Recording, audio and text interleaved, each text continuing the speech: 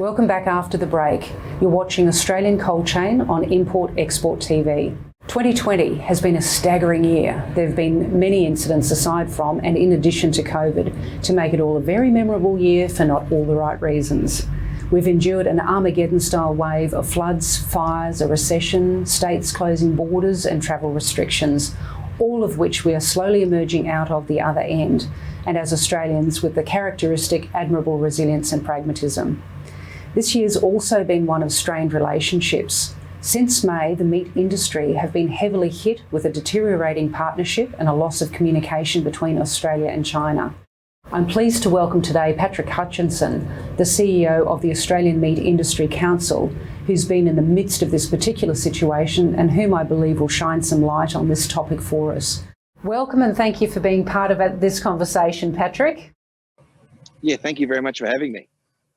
True pleasure to have you on. Look, Patrick, the media have been quite cut and dry with the way in which they've been reporting the situation. Can you shed some light on the issue from your perspective, please? Yes, certainly. In regards to China, look, whilst it is, as you rightly point out, very cut and dry, it's not very well researched, unfortunately. And we need to recognise that we've got our second biggest year on record as far as that's concerned in China. We're looking at 200,000 tonnes, or probably just shy of that to the end of this year for beef, but 100,000 tonnes for sheep meat. And just coming out of a Meat and Livestock Australia program that I'm with here at the moment in Canberra, they've also said to us that actually at this stage that the general China consumer is actually still very enthused and almost patriotic in regards to the Australian product. So I think that we've got a great opportunity in China moving into the medium to long term. But the key thing that we're missing is dialogue. So if there are issues at any stage, we're being hit on dialogue, and that's something that is our major concern. And we've seen it with coal and a few other things today. We're being told as opposed to we're being informed. Two very different things. Yes, it is.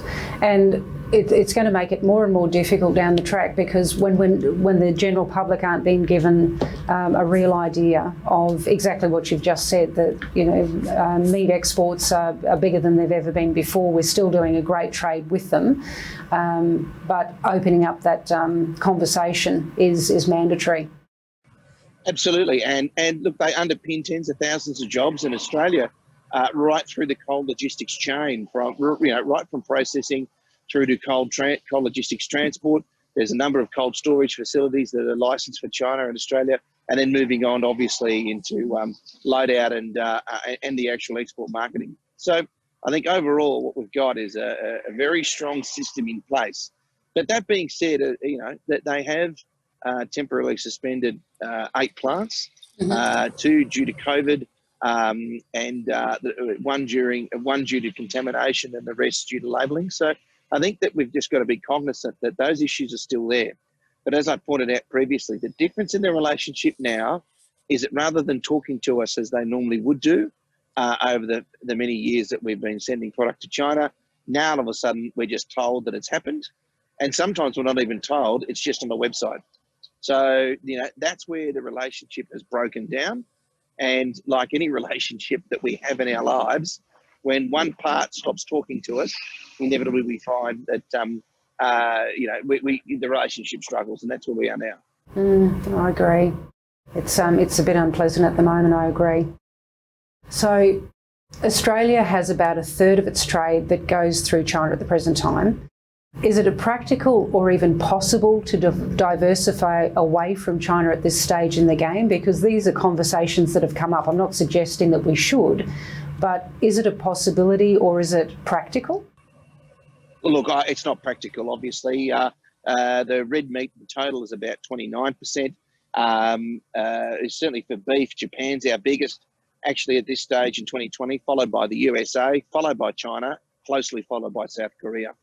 So, but not only that, the key component that we must remember every time we talk about trade is that we can certainly diversify for volume, but it's so much harder to diversify for value.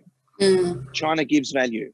Don't keep talking to me about FTAs and new regional economic partnerships, There are some countries where we have 4 different FTAs through either an individual FTA with that country or others through different regional economic partnerships.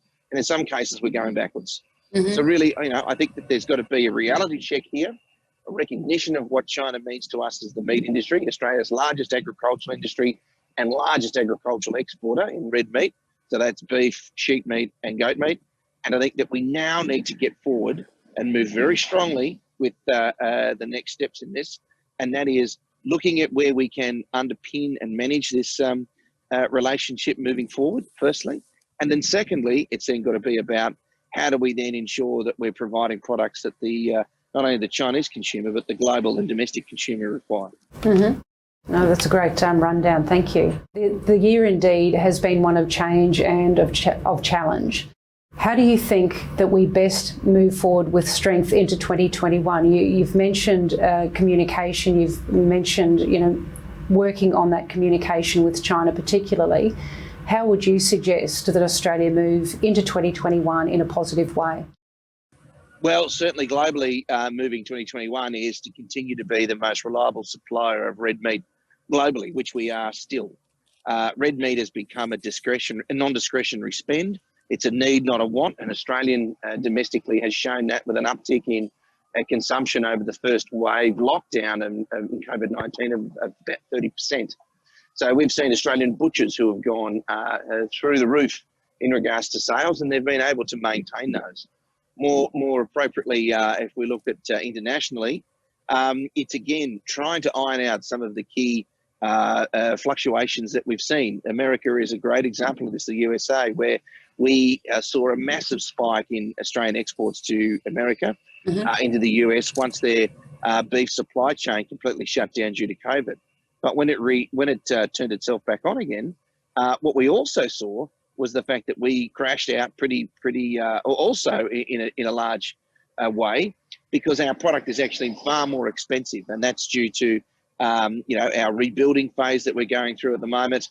People holding on to cows and ewes for sheep a lot longer than they normally would, and this is the type of product that we would be utilising. So I think really what we've now got to look at is an overall trade strategy for agriculture that is defined and delivered by looking at what can we do and assist economically around FTAs, what can we do and assist in a technical area through non-tariff barriers, and then thirdly, how do we then help new and up-and-coming exporters. Now, these systems are there and these opportunities are there across the board, but overall what we don't have is we don't have a single trade structure to deliver on that.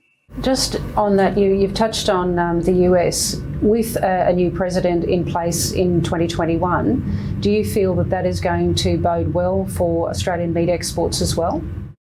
Look, even with Trump there, really our meat export issue was not actually with the US, but it's the US-China Phase 1 deal that's really being a bigger impact on us than actually the president and actual Australian exports to the US.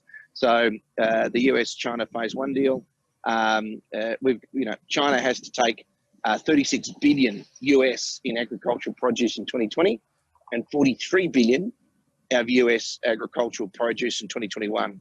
So, we've got a huge amount of competition ahead of us in China, which again plays into a consideration that we have seen a 35% drop in our exports, mostly around frozen, because we're competing against a lot of other people who've got, subsequent better, good or better than trade deals than us. So again, it's another big issue. Yeah, that's a great overview. Thank you very much for that. Patrick, thanks for your insights into Australian meat industry, and we look forward to speaking with you in 2021. We appreciate your time and the overview that you've given today. It's made it a lot clearer. Thank you. Yep. Marianne, thanks very much for having me. Thank you for joining us today on the Australian Cold Chain Show. Subscribe to importexporttv.com. I'm Marianne Kensel from the RWTA. Have a happy and safe festive season, and we'll see you in 2021.